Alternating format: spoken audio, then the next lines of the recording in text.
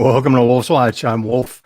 We're talking building your business, growing your business, scaling your business during inflationary times. This is the entrepreneur's guidebook, the entrepreneur's playbook, if you will, the CEO's guide to thriving during inflationary times.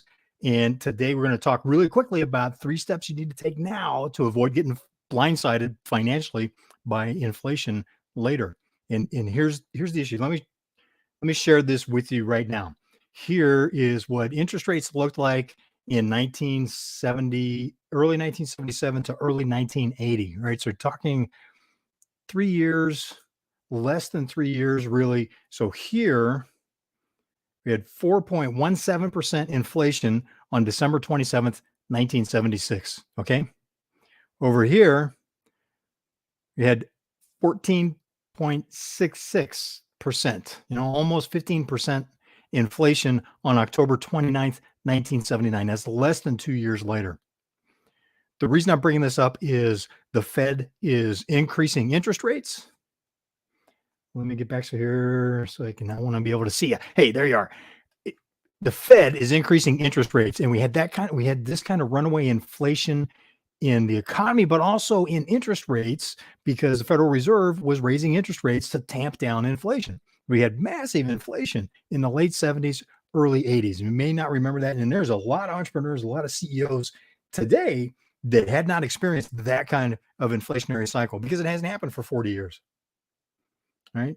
So think about that. Have you experienced that? What do you do to respond to that? What if what if interest rates do this over the next 2.5 years? Think about that. I'm not saying that they will. What I'm saying is there's 3 steps that you need to take to guard yourself against that. One is take a look at all of your loans, all of your outstanding debt, your credit cards, your business loans, your mortgage on your home. If you have vehicle loans, any kind of loans that you have, go through those with a fine-tooth comb to make sure you understand what the covenants are. I'm not going to get into contract law in loan policies and whatnot, but ask your banker, ask your accountant, ask your attorney what that really means and covers. What are the rules for your loans that can trigger increases in rates and how fast? Right, because we saw in 2007 during the global financial crisis where a lot of adjustable rate loans for homes all of a sudden went boom, and people could no longer afford their houses. They were being forced out of their homes because they couldn't make the payments. And they weren't able to sell the house because of the economic conditions, sometimes because they were underwater. They owed more than the house was worth. Sometimes you couldn't sell it fast enough. There are all kinds of problems that came out of that. Avoid that happening to you. Understand what those rules are on those loans so you can begin to restructure that now. So you find out what the rules are, restructure where you need to protect yourself from anything that is variable like that, right? So really that's the first step. Second step is how is your team affected? Now, when I say team, I mean the people that work for you, the people that you contract with, the people you outsource to, your suppliers. How are your people that are on payroll with you and that otherwise help you make your business run, that you can't do business without them, right? Say you hire an accountant outside that's an outside CPA. How are they going to be affected? Have you talked with them about that?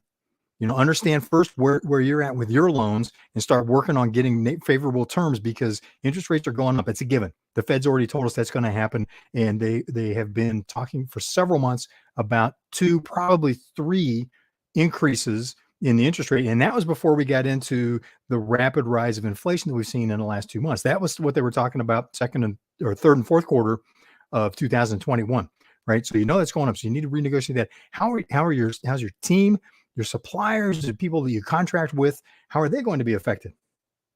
And what can you do to work with them? Are your employees going to be getting priced out of their homes because they're getting a variable rate increase? And here's one of the reasons I say dig into the fine print. Something that I experienced personally when we were looking at this massive spike in inflation. I'm going to bring this back up again. When we were looking at this massive spike of inflation in the 1970s and we were getting out in this area, here we're all of a sudden, boom, interest rates went from just over 4% to near to 16%. The bank that held my dad's mortgage on our home wanted to jack up the interest rates on the loan. And it was supposed to be a fixed, in his understanding, it was supposed to be a fixed interest rate loan. And there was something buried in the loan document in the fine print that gave them the ability to suddenly increase the mortgage payments to something that was unaffordable. It was ridiculous. And he had since been retired. He was forced to retire early for disability and health problems. And all of a sudden the bank's going, you know what, we're either going to, we're going to foreclose if you can't make these payments. He was livid, absolutely livid. So he went out and he paid off the rest of the mortgage. They were close to the end of the mortgage anyway. And he was fortunately in a position where he could pay off the rest of the mortgage and go to the bank. Oh, he was furious, absolutely furious with that. What made it even worse, my mother's father, right? My mother's father ran the bank that was pulling this stuff. And her dad, my grandfather, had long since retired and passed away. And he had helped them get that loan to buy their house that ended up being the only house, kids of the Depression era is the only house that they ever bought and owned, which is more typical for their generation than it was for boomers and Gen Xers. Where it's been possible to afford vacation properties more, and not everybody does, not by any long shot, but for a lot of business people, it's not necessarily uncommon. It's certainly way more common than it was for those that grew up, those that were part of the World War II generation, if you will. They grew up during the Great Depression and served in World War II. So that can blindside you. I've seen that happen. Make sure that it blindside you. See what's going on with your team, because you need those folks, right? You need that support. You need the people that work for you. You need the people outside your company that make stuff happen for you, provide services, provide product that you need in order to do what you do.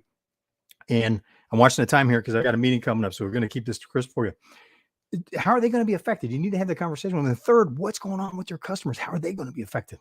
How's it going to affect their business? Do you have customers that have a big debt overhang, as the MBAs like to call it, where they've got a whole bunch of debt out there, and that a small movement in the interest rate can cause them major financial problems?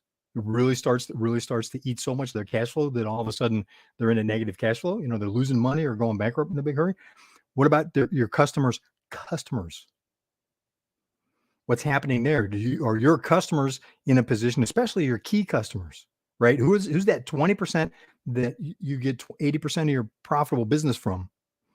Or what situation are they in directly with their debts? What situation are their customers in? Do they have a couple? Do they have 1, 2, 3 customers that may be in a position where they've got a huge amount of debt that they're carrying, business wise or personally?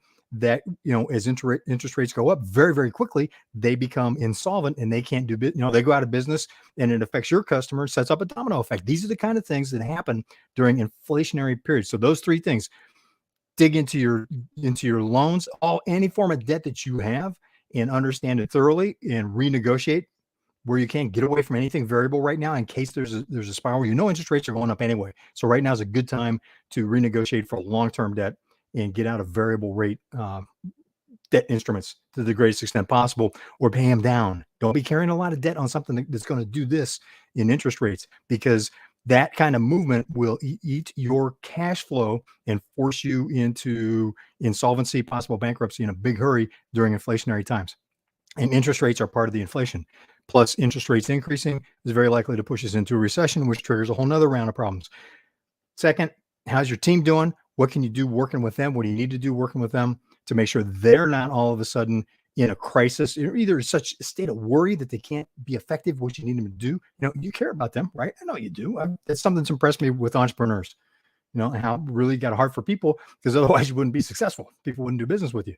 So make sure that you're working with them to the greatest extent possible, or at least they know you care and that you're doing what you can, that you're all in it together. And then third, what's going on with your customers and how are they being affected by their customers? If you don't understand those things, you are running a big, big risk of getting whacked upside the head with an ugly financial scenario later this year, early next year.